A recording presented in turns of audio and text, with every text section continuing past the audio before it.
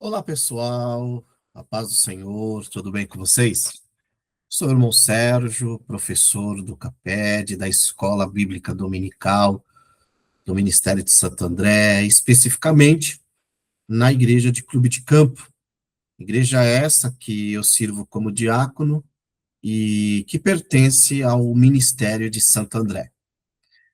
Nesse trimestre, eu tenho compartilhado com vocês materiais, slides, sugestões de livros, videoaulas, concernente ao livro de Atos. Livro esse que os jovens estão estudando, e uma perspectiva de inspiração para o dia a dia, para o contexto atual. E nós temos uma pergunta norteadora: para que o Espírito nos enche? E conforme temos estudado, temos visto, o Espírito Santo nos enche, acima de tudo, para nós vivermos em comunidade. É isso que nós precisamos compreender. Diferente da perspectiva individualista, que muitas vezes nós participamos e estamos inseridos, o livro de Atos, ele nunca trabalha na perspectiva do eu enquanto pessoa. Mas o livro de Atos tem uma perspectiva do nós, da igreja, do vós, dos líderes, dos discípulos, sempre no plural. E por que disso? Primeiro, conforme N.T. Wright e Michael Bird, o livro de Atos deve ser lido ou compreendido a partir da lente de que a igreja primitiva, essa igreja de Atos, estava vivendo a continuação da história de Israel e o estabelecimento dinâmico do reino de Deus. E essa dinâmica, ou esse estabelecimento do reino de Deus, se faz notória na tensão entre o povo de Deus, a missão aos gentios e o Império Romano. E aí eu gosto muito de lembrar que o momento em que o reino de Deus invade o coração de Roma, essa Roma que mais tarde será chamada por Pedro de Babilônia e por João também de Babilônia, e quando ambos chamam essa Roma de Babilônia, está falando, dentre muitas coisas, do individualismo, de uma cultura que valorizava muito mais o ter do que o ser, uma cultura que valorizava muito mais as coisas do que as pessoas. E dentro dessa cultura babilônica surge uma igreja dissidente, uma igreja que não abraça o eu, mas abraça o nós, o vós, a comunidade. O Espírito Santo não enche o Sérgio, o Espírito Santo enche a comunidade. E o enchimento, ou o encher do Espírito na comunidade, tem como propósito, acima de muitas coisas, o cuidado em que devemos ter uns com os outros. E, dentro dessa perspectiva, essa comunhão, essa koinonia, não fica reservada apenas aos membros, mas ela também deve ser partilhada, abraçada e compreendida pelos líderes. Mas que tipo de liderança o Senhor Jesus espera daqueles que ele colocou? E aí nós temos a perspectiva dos 5 ministérios. O que o Senhor espera de um líder de mocidade, de um líder de círculo de oração, de um pastor, de um evangelista, de uma pessoa que abre trabalhos, de um mestre, de um professor, de um ensinador? O que o Senhor Jesus espera? Que tipo de liderança o Senhor Jesus espera desses que ele colocou para estar à frente do seu povo? Não para abusar da autoridade ou do dom que o Senhor lhe deu. Não, não, o Senhor não nos colocou em posição para humilharmos aqueles que nós não gostamos. O Senhor nos colocou na onde nos colocou, na posição de liderança, para que nós, ao olharmos para Ele, possamos servir como ele serviu. Quando nós vamos para os livros de gestão, né, e, e nós vemos que há vários estilos e abordagens de liderança. Então, existe uma liderança autocrática, que é uma liderança que não combina com o reino de Deus. Uma vez que, conforme lemos em Atos, uma vez que nós lemos grandes autores dizendo que a igreja primitiva é a continuação da história de Israel. E o que levou, em parte, Israel à ruína foi justamente essa autocracia, ou seja, uma liderança centralizadora, focada no comando, no controle, onde o líder toma decisões sozinhos e espera obediência estrita. Esse tipo de liderança pode ser eficiente em algumas situações. Porque é bem verdade que no momento de crise do povo de Deus, há situações em que o líder precisa agir de forma autocrática, mas não em todo tempo. Não, porque se ele agir em todo tempo como um autocrata, ele pode desmotivar o povo, o rebanho, os jovens, no contexto que nós estamos falando aqui. Outro tipo ou abordagem de liderança é a liderança democrática. Essa liderança também, ela tem os seus prós, mas também ela tem os seus contras. Os seus prós é que ela envolve a equipe no processo de tomada de decisão. Ela promove engajamento e troca de ideias, embora isso possa muitas das vezes comprometer a dinâmica do reino de Deus. Outra abordagem é a transacional, baseada em sistemas de recompensas e punições. Isso é o que o Pierre Bourdieu vai trabalhar no seu Capital Simbólico, lideranças que, se aproveitando do carisma, utilizam de um sistema de recompensas e punições. É uma liderança focada em metas. Temos meta de trazer tantos jovens para a igreja, metas e mais metas. E não, essa liderança de metas também não combina com a liderança que a igreja de Atos nos apresenta. Outra liderança é a liderança ou a abordagem transformacional. É a liderança que foca em inspirar, motivar. É uma liderança que trabalha as emoções. Tudo tem que superar as expectativas. Mas e quando vier os conflitos? E quando as expectativas não forem é, alcançadas? O que se faz? Então, essa abordagem também não é a abordagem que o livro de Atos nos chama. Outra abordagem é a abordagem situacional. O líder vai se adaptando, ele vai de acordo com o que pede, com o andar da carruagem. É uma liderança que a priori pode parecer muito boa, mas é uma liderança que não tende a ter objetivos. E quando olhamos para o livro de Atos, nós vemos uma liderança que tinha um propósito. Até porque eles estavam debaixo do propósito que o Senhor Jesus deu. E a ordem de Jesus era Jerusalém, Judéia, Samaria e os confins da terra, que na perspectiva deles era Roma. Então eles tinham um objetivo, sim. E depois temos, por último, uma abordagem liberal, ou laissez-faire, como dizem, que é o líder que delega totalmente as decisões e tarefas para a equipe. Esse tipo de liderança pode parecer boa, mas não é a liderança também que o livro de Atos nos apresenta. Mas qual é a liderança? Que tipo de liderança? A liderança que Atos nos apresenta é a liderança que entra na abordagem servidora.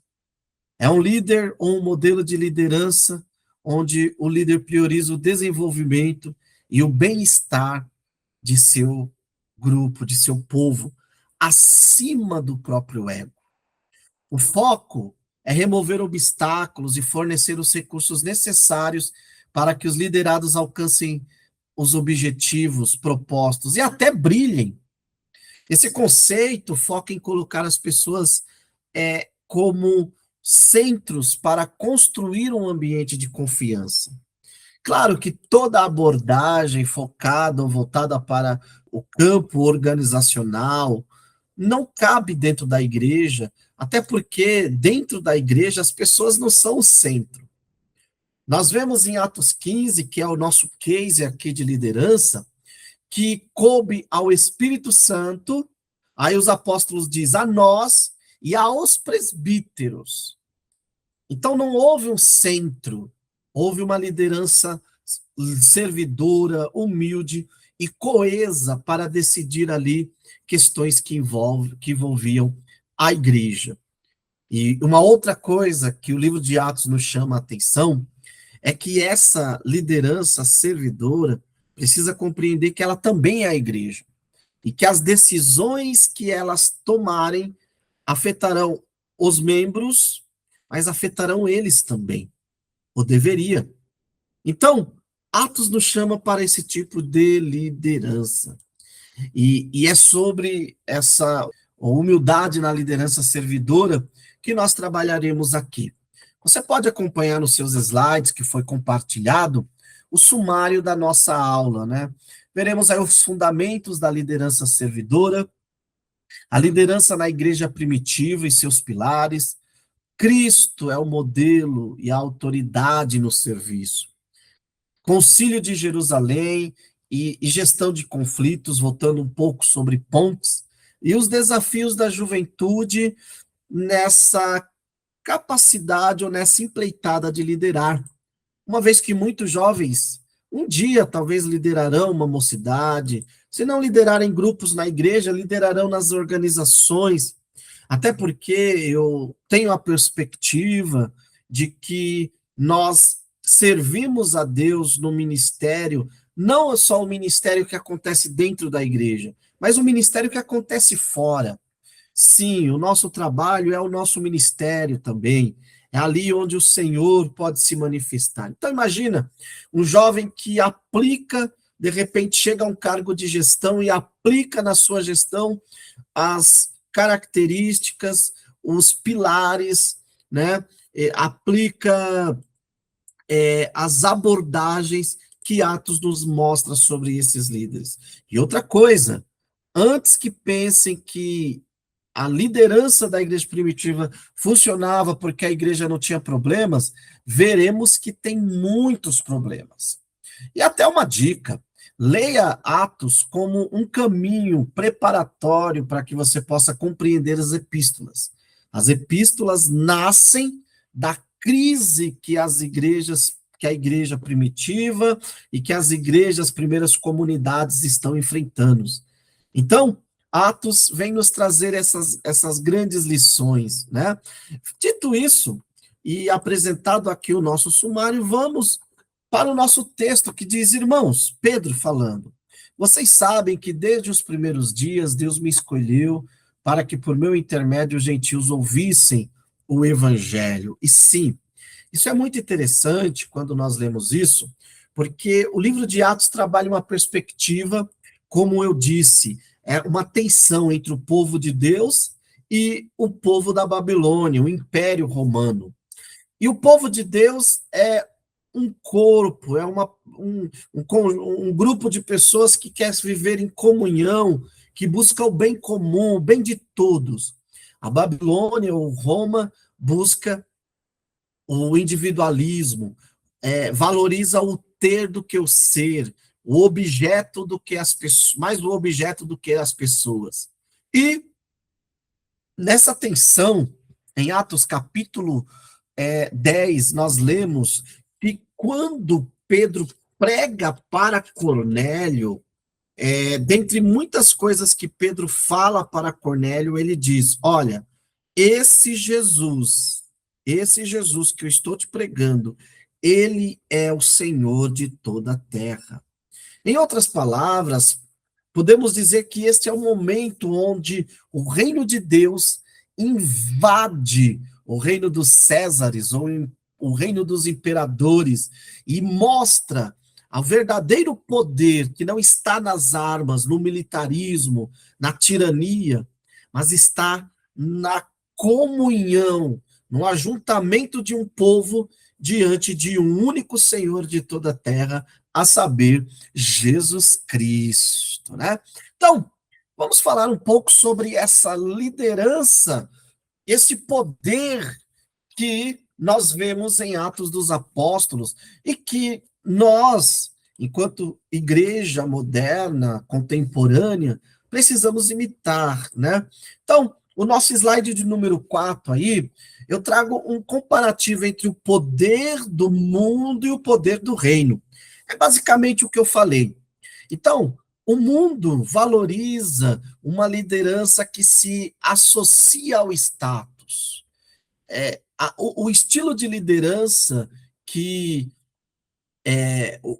esse mundo, esse sistema prestigia é a liderança da influência, a liderança do cargo. O sucesso é medido pela quantidade de seguidores e pelo alcance das decisões, priorizando o topo para ser servido e reconhecido. Então, aquelas abordagens que eu disse a vocês são abordagens que levam a esse caminho, o caminho do topo, do eu, do ser servido.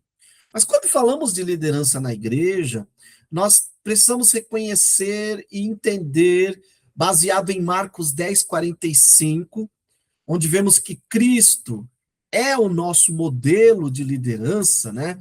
Cristo é aquele que nós somos convidados a seguir, né? E olha o que diz Marcos 10:45.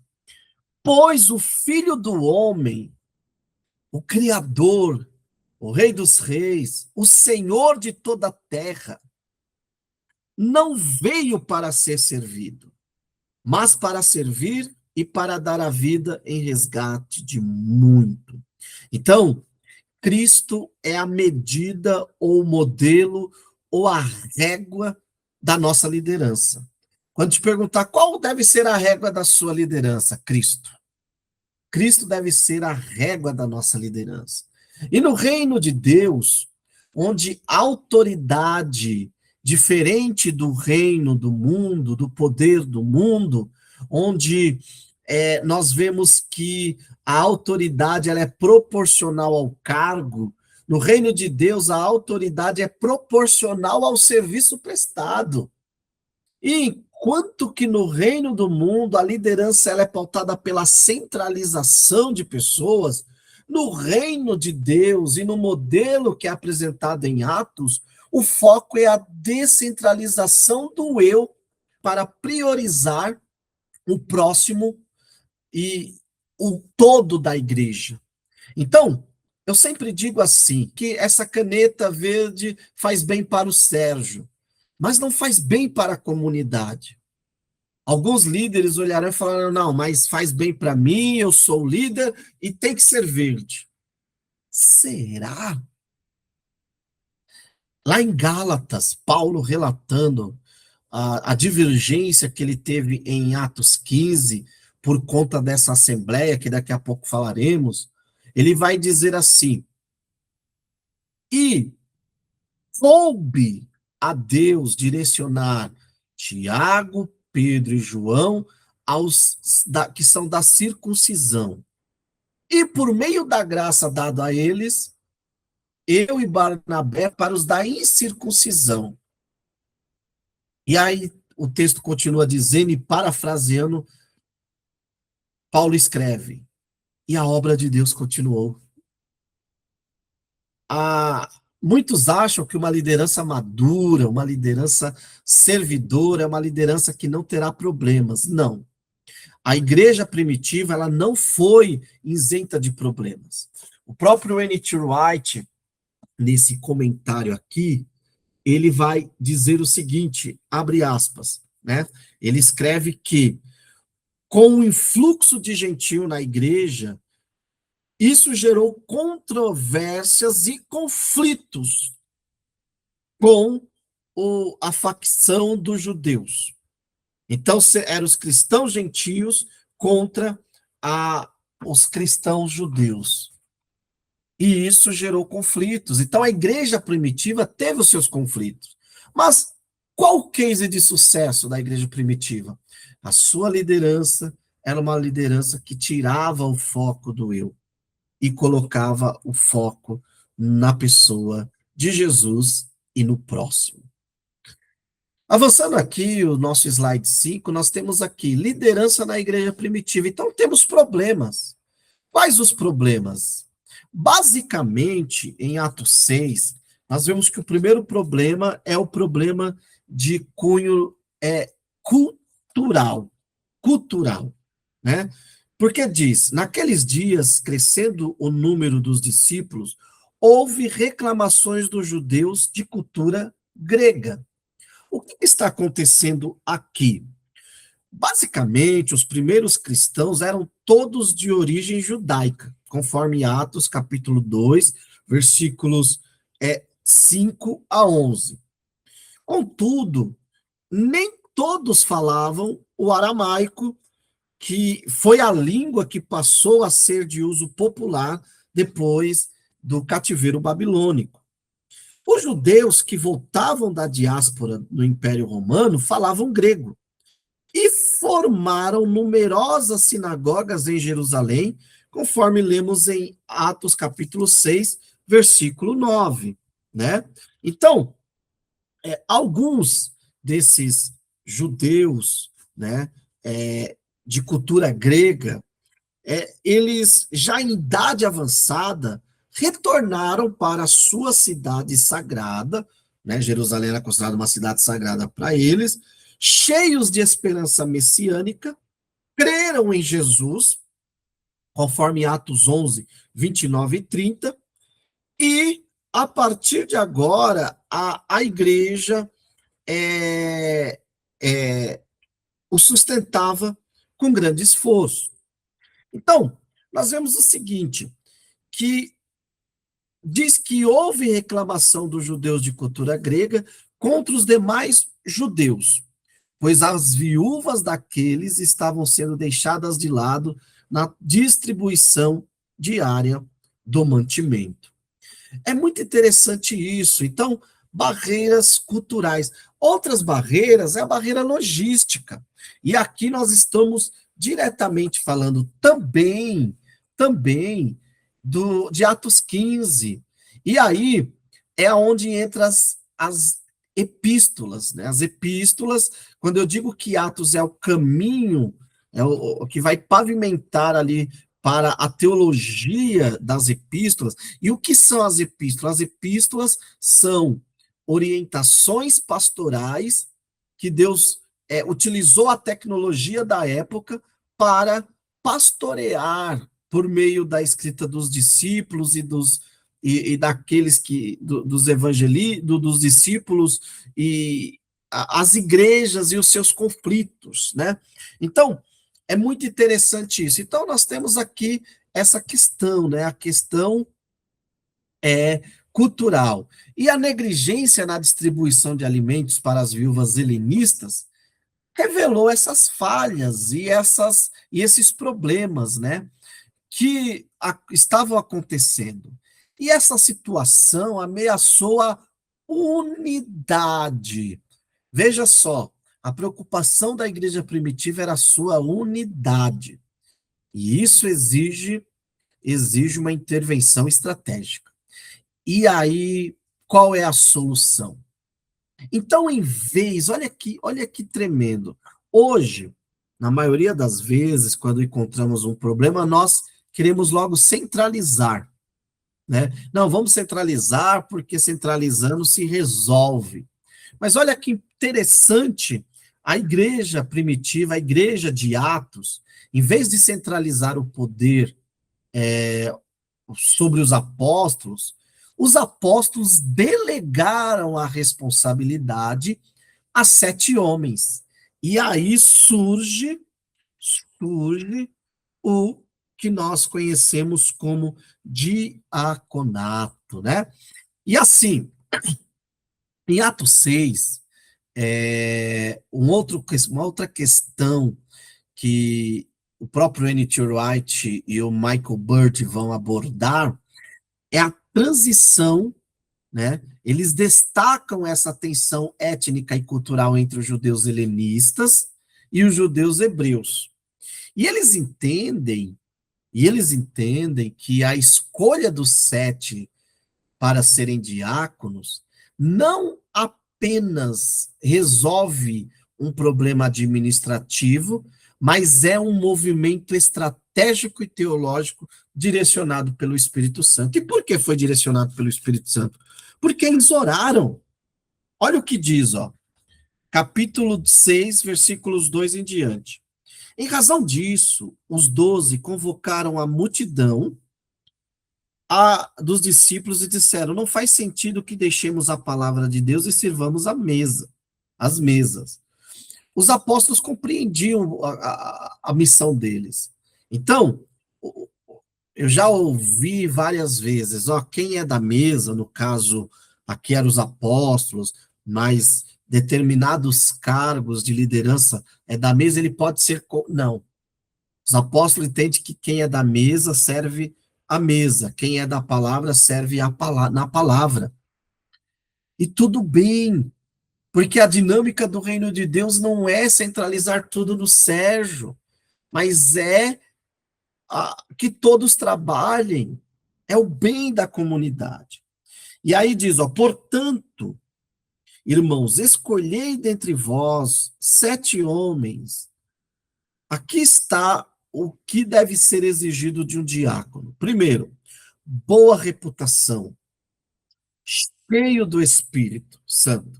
E cheio do Espírito Santo, que não é falar que fala em línguas, mas é cheio do Espírito, é o que vive em comunidade, é o que vive em comunhão, é o que está disposto a servir. De sabedoria, os quais encarreguemos deste serviço, mas nós nos devotaremos à oração e ao ministério da palavra.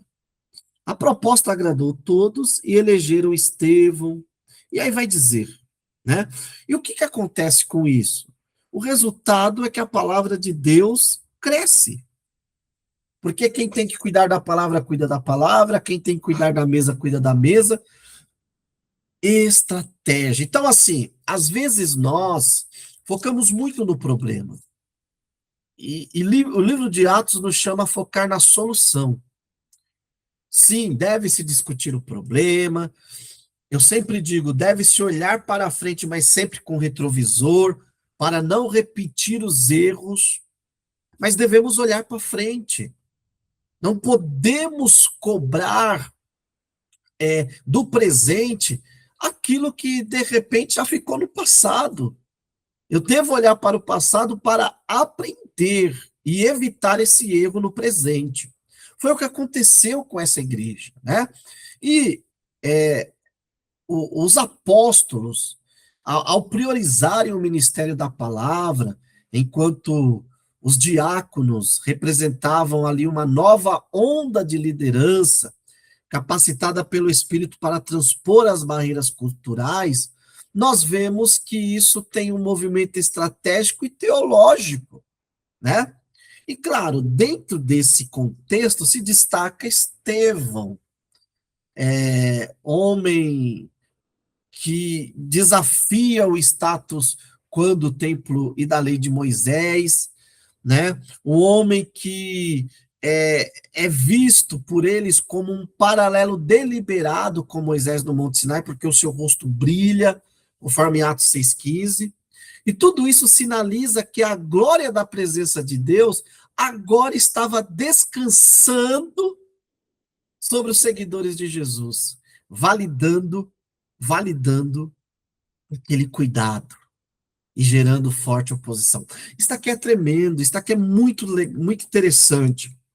O Lucas, quando está escrevendo, ele está indo lá para o Antigo Testamento e mostrando, olha, essa questão da divisão aqui e do cuidado com as viúvas agradou tanto a Deus que tal como a glória da presença de Deus esteve com Moisés no Sinai, né, o N.T. Wright e o Michael Bird vão trabalhar isso, a glória de Deus agora está descansando sobre esses seguidores de Jesus. Por quê? Porque eles compreenderam o verdadeiro sentido da mensagem de Cristo. E isso gera comunhão, gera poder no meio do povo de Deus. Isso é muito interessante. Então, o resultado disso tudo foi a unidade preservada, o ministério da palavra que se fortaleceu, né? Então, aqui nós temos uma situação muito interessante. Para que Deus dá líderes à igreja? Deus dá líderes à igreja é para preencher cargo? É porque eu preciso agradar meu amigo? Não. Deus dá líderes à igreja porque esses líderes têm como missão principal preservar a unidade da comunidade. Isso daqui isso pega muito. Por quê? Porque hoje nós vivemos diferente, né? Nossa perspectiva às vezes de liderança é a liderança do preenchimento. E não, a liderança bíblica, a liderança que a igreja primitiva priorizou foi a liderança para manter a unidade. Veja só que junto com os apóstolos, o diaconato ele surge como uma liderança responsável por preservar a unidade e acabar com a contenda. Então, o diácono não é só quem para servir água, por mais que isso seja nobre, né, servir água para os nossos irmãos idosos, para as irmãs que de repente estão com criança no colo ali, e de repente, ao se movimentar no culto, isso pode atrapalhar quem está pregando ou ministrando. Não. O diaconato, junto com os apóstolos, possui na igreja primitiva um lugar estratégico. Um se preocupa com a mensagem, com a teologia, e o outro com a estratégia da igreja, com a unidade da igreja. Muito, muito interessante. Avançando aqui nos nossos slides, e olhando para o livro de Atos, nós podemos encontrar quais os pilares dessa liderança servidora. Primeiro, a sensibilidade às necessidades. O líder deve estar atento às lacunas e injustiças dentro de sua comunidade. Não dá para um líder fechar os olhos para as injustiças, para os problemas. Não. Um líder, ele tem que estar atento, ele deve estar atento. Segundo, delegação estratégica. Bons líderes não acumulam tarefas ou funções. Eles identificam talentos, trabalham esses talentos, trabalham as capacidades dos indivíduos e confiam responsabilidades. Foco no bem comum. O objetivo final é a saúde da comunidade, o florescimento da comunidade. O líder, com base em Atos, é um líder que rejeita a autopromoção ou controle excessivo. E, acima de tudo, direção espiritual. As lideranças de Atos são líderes que estão a todo tempo, a todo momento, buscando a orientação do Espírito Santo, buscando a orientação de Deus. E eu acho isso muito interessante. Olha o que diz Atos 15, 28. Porque pareceu bem ao Espírito Santo e a nós não vos impor maior encargo além destas coisas necessárias, né? Eu acho isso muito importante. Primeiro é o Espírito Santo, depois as lideranças. Hoje, em alguns contextos, se inverte. Primeiro é o líder e depois, se sobrar tempo, pergunta para o Espírito Santo. Mas quem conhece a comunidade, a necessidade da comunidade, é o Espírito Santo, que é o Senhor da igreja, né? Então, avançando aqui, em Filipenses 4, do 3 ao 4, está escrito: olha a liderança que o Novo Testamento nos ensina? Nada façam por ambição, egoísta ou por vaidade, mas humildemente considere os outros superiores a si mesmos. Cada um cuide não somente dos seus interesses, mas também dos interesses dos outros, né? Que palavra difícil, mas se está escrito, devemos nos esforçar para cumprir. Devemos não fazer por ambição ou egoísmo, mas considerar os outros superiores a nós mesmos, né? Isso vai na contramão dos estilos de liderança que muitas das vezes é exigido hoje, né? Então, quando falamos de liderança, de autoridade no serviço, o conceito de autoridade no Novo Testamento e na Bíblia é diferente do conceito de autoridade do mundo, né? O Novo Testamento todo o tempo está contrastando, está fazendo um contraste entre o povo de Deus e Roma, que é a nação ou gentios, né? Então, hoje, quando lemos o Novo Testamento, e especificamente Atos, que é o livro do nosso estudo desse trimestre, jovem, faça esse contraste. O que o Espírito pede para a igreja, para nós, e o que Roma pede. Então, vamos lá. A autoridade dentro da comunidade cristã é pautada no serviço. Quanto mais eu trabalho, mais autoridade eu tenho, né? Então, autoridade à luz do Novo Testamento é colocar as necessidades da comunidade à frente das ambições pessoais. Vai na contramão de tudo. Vai na contramão de tudo, né? Autoridade é servir sem a expectativa de reciprocidade ou recompensas imediatas. Autoridade nasce do caráter, nasce de vivendo o que se prega. O próprio Jesus nos deu o maior exemplo dessa liderança que nós estamos falando, quando ele esvaziou-se. E sendo Deus, não teve por usurpação ser igual a Deus. Ele nos deu um exemplo. Ele podia usar os seus atributos divinos, mas não o fez para nos dar o exemplo, né?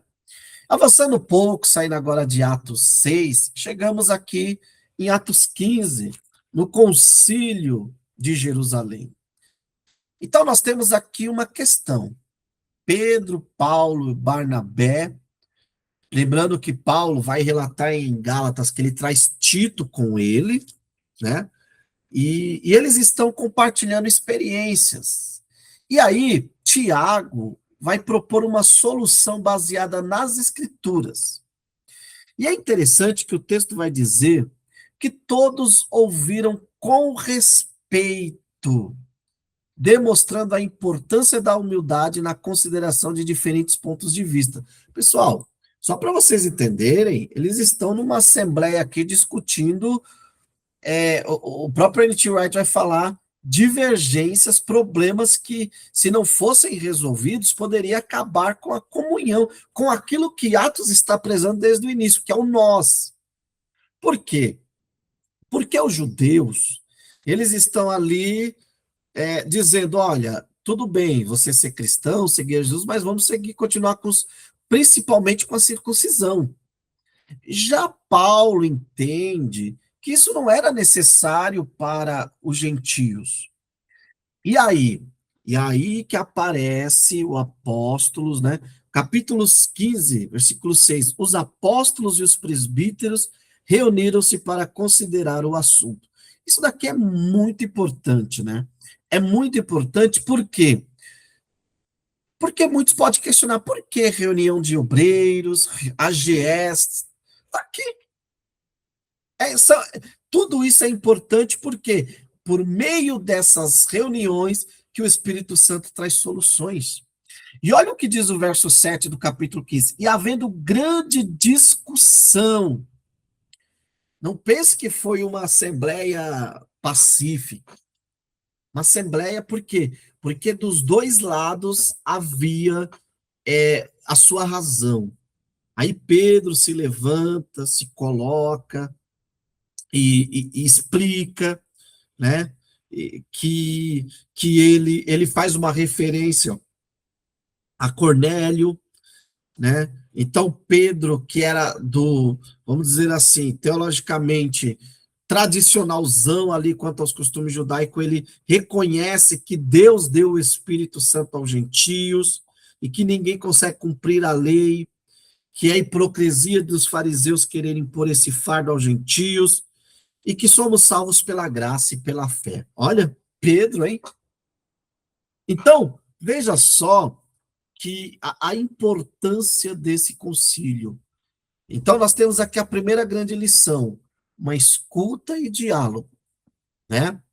Segundo, discernimento espiritual. A decisão não foi baseada em preferências culturais, mas na convicção de que pareceu bem ao Espírito Santo e depois a nós, nunca a mim. O pessoal, alguns líderes falam assim: se Deus não falar comigo, Deus não vai falar com ninguém. Opa, não, não, não, não. O corpo é nós, a igreja é nós. Deus pode, porque Ele é o Senhor da igreja, falar com quem Ele quiser. Ele pode muito bem, em uma situação, falar e dar direção, de repente, para um membro, para aquele membro chegar para o seu líder e falar: olha, o Senhor me deu uma direção nesse assunto. E o líder parar e escutar. Porque na igreja, o único Senhor é Cristo. É Cristo, né? Então, é muito interessante isso, né? E isso reflete a dependência da liderança servidora da orientação divina e a busca pela unidade. O objetivo dos nossos concílios, das nossas reuniões, da nossa liderança deve ser, acima de tudo, a busca pela unidade. Não dá para a igreja, um fala outra coisa, não. A unidade tem que ser parte, né? E aí, nós vemos que nos slide de número 10 tem aqui uma tabela que vai trazendo uma dinâmica da resolução desses conflitos, né? E como foi aplicado no Concílio de Jerusalém e a sua relevância para o contexto atual. Então vamos lá. Primeiro, o diálogo. No concílio houve uma escuta ativa dos relatos missionários. Foi considerado. Isso daqui, trazendo para a atualidade, fala em criar espaços de fala para diversas opiniões. Isso daqui é muito importante, pessoal. Nós vivemos épocas que há líderes, né? Que só a opinião dele vale. Não, não, a igreja é um corpo. E volto a dizer, às vezes o direcionamento pode estar com o meu liderado, com o meu aluno. E tudo bem, porque o cabeça da igreja é Cristo. A fundamentação, né? Tiago usa as escrituras. E isso nos traz para a atualidade o quê? Que as nossas decisões, mesmo administrativas, mesmo de lideranças, devem ser tomadas e baseadas em princípios bíblicos e não em achismos. Espiritualidade, a dependência do Espírito. Isso fala o quê? Antes de tomar decisões, vamos orar, buscar discernimento coletivo antes da ação. E a unidade, a conciliação entre judeus e gentios. Aquele concílio gerou a unidade. E é o que devemos buscar, o consenso, a paz, sem comprometer a verdade, tá? As pessoas escutam buscar o consenso e a paz, já pensam, então podemos abraçar tudo. Não. Sem prevaricar, sem sujar, sem corromper a verdade, né? E aqui tem uma pergunta muito interessante, né? Lidando com as divergências. Em grupos de lideranças ou em grupos acadêmicos, como que nós temos gerenciado as nossas divergências? É um momento, professor, de você trazer uma reflexão para o seu jovem, né? Em momentos na faculdade, por exemplo, TCC, trabalhos, como está sendo gerenciadas as divergências? É possível manter a unidade sem sacrificar a convicção pessoal? Sim, nós vemos isso em Paulo e Pedro. E aí, eu trago aqui para vocês a ideia de refletir sobre os perigos das discussões de bastidores versus o diálogo aberto e respeitoso, como exemplificado pelo Concílio de Jerusalém, né? Nós estamos, professor, você professor de jovem, você jovem que nos diz, nós estamos num momento como esse, onde nós estamos levantando muros. E nesse processo de levantar muros, discussões de bastidores, discussões muitas das vezes sem fundamentação, que é o contrário do diálogo aberto e respeitoso, ele só vai nos afastar cada vez mais da unidade, né? Essa aula é importantíssima para você, professor, trazer o jovem para a nossa realidade, né? E o jovem, no seu dia a dia, no seu cotidiano aí, estará, né, tendo que ou exercer liderança ou estar sob a liderança de alguém. E, e vale a pena aqui, retornando um pouco à aula passada, que a proposta é criar pontes, né? É, é ser contra a desonestidade, é ser contra tudo que é contrário à palavra de Deus, dentro do lar exercer a responsabilidade, a honra, o respeito pelo pai, pela mãe, para os que são casados, para a esposa, para o esposo, para os filhos. Eu, enquanto pai, eu lidero sobre os meus filhos, mas a minha liderança sobre os meus filhos não tem que ser uma liderança abusiva. Faz isso, faz aquilo, é do meu jeito, eu mando, cala a boca. Não. Até porque a recomendação bíblica é não provoqueis a ira. O marido, quando fala de ser cabeça, né, da mulher, os homens só focam nisso, mas esquece do restante, o modelo de cabeça que tem ali. É uma liderança que, tal como Cristo, morre pela esposa, se necessário for. Se entrega, ou seja, é uma liderança que constrange. A minha liderança no meu lar tem que constranger minha esposa e meus filhos olharem para mim e falar: ele não me obriga, ele não me me trata com autoritarismo, mas eu vejo o amor, o cuidado, e eu me sinto constrangido, constrangida a estar debaixo da liderança dele. Liderança conquistada pelo constrangimento, mas o constrangimento pautado na palavra. E quando fala da mulher, que dentro do nosso contexto que fala da submissão, né, fala de ser auxiliadora. No contexto ocidental, essa palavra ela foi tão suja, tão distorcida, porque no contexto da mente hebraica, né, o auxiliador, aquele que auxilia, está em melhor condição de quem está sendo auxiliado. Aquele que auxilia tem a visão mais ampla. Então não há um desmérito na mulher ser auxiliadora. Veja só, um lar é composto por lideranças. Um homem lidera, ao seu lado está sua esposa auxiliando, como eu disse, numa condição até muitas das vezes melhor, com uma visão mais ampla. E os seus filhos também estão ali para ajudar essa liderança. Então, possamos aprender com esses princípios, né? A família nos ensina. Na esfera digital, né? A cultura do cancelamento, da fofoca, das inverdades, dos fake news. Não dá para um jovem, para um líder, se pautar em fake news. Busque a verdade, né? E, acima de tudo, a comunidade. Então, a liderança cristã exige uma vida espiritual robusta. Jesus demonstrou a necessidade de intimidade com Deus para ter uma liderança humilde, uma liderança servidora. Quer ser um bom líder? Invista no seu devocional, nas suas práticas espirituais. Depois, invista em pessoas. O caráter de Cristo deve ser multiplicado em pessoas através do discipulado.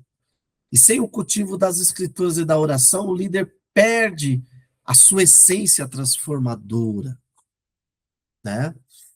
Então, jovem, o slide 15 aqui, você é convidado a superar os desafios da juventude, esses desafios que aparecem com a idade, com a insegurança, com a pressão pela aprovação, com a saúde emocional, que muitas das vezes, quantos líderes jovens estão cansados, estão nos seus limites, e o veneno da comparação, né? Não se compare, não. Indo para o final da nossa aula, nós somos convidados, por meio da escritura de Atos 6 e de Atos 15, a buscar capacitação e dependência. Se queremos ser líderes servidores, precisamos primeiro buscar sabedoria divina. Tiago 5 diz isso, né? Segundo, é, a Bíblia fala do poder na fraqueza. O que isso quer dizer? Isso quer dizer de eu não querer vestir uma capa de super-homem, de super-líder, não. Depois, mentoria essencial, abrir-se para novos conselhos, buscar orientação, estudar, ir atrás de capacitação, ouvir quem já liderou e ter no jovem, ter no seu liderado o seu ativo maior. Os nossos eventos não são o mais importante. O mais importante na nossa liderança são os nossos jovens, são as pessoas. E devemos ter isso em mente. Então, a liderança servidora, ela transcende, conforme aqui o nosso slide 17 mostra, a técnica da gestão. Ela reflete um estilo de vida enraizado no caráter de Cristo, né? E no reino de Deus, liderar implica em ser o último e o servo de todos, um princípio exemplificado por Jesus. Em João 13,14, se eu, Senhor e Mestre, lhes lavei os pés, vocês também devem lavar os pés uns dos outros. E aqui não é o lavar literalmente, não, tá? Não é pegar uma bacia e sair lavando o pé, não. É nas minhas atitudes. Nas minhas atitudes eu tenho que impactar os meus liderados por meio do meu serviço. Aí acontece o que eu falei há pouco. Se eu tenho essa liderança servidora, os meus liderados serão constrangidos, eles se constrangem. Então, eu falo de oração, mas eu sou o primeiro a orar. Opa, meu líder ora. Nem que seja, não estou falando todos, mas nem que seja um deles, dos seus liderados, será constrangido, se sentirá constrangido a orar, a buscar ao Senhor. Aqui são algumas indicações, né? Eu fiz uma obra diferenciada, mas a Bíblia Sagrada, o líder servidor, né? Inteligência emocional, cristianismo básico de John Stott, Atos para Todos do N.T. Wright, e também quero indicar essa obra aqui do N.T. Wright e do Michael Bird, O Novo Testamento em Seu Mundo, uma introdução à história, à literatura e à teologia dos primeiros cristãos. Livraço, livraço, livraço, né? Dito isso, vamos para nossas conclusões, né? A liderança servidora, como em Atos 15 e Atos 6, é um chamado divino para priorizar o bem comum e delegar responsabilidades. Cristo demonstrou que a verdadeira autoridade reside na humildade no serviço. O concílio de Atos 15 exemplifica o diálogo, o discernimento espiritual e a busca da unidade. Líderes jovens superam insegurança e comparação, cultivando uma vida espiritual robusta. Deus abençoe você, líder, você professor, você jovem que assistiu essa aula. O Senhor permitindo, nos encontramos na próxima aula, aula de número 10, onde trataremos sobre os desafios da perseguição. E hoje, ainda respondendo aquela pergunta norteadora, para que o Espírito nos enche? Hoje aprendemos que ele nos enche para nós liderarmos com humildade, com o espírito de servir, porque esse é o modelo de liderança que o Senhor Jesus nos deixou. Deus abençoe vocês e até a próxima, se o Senhor assim permitir. Até mais.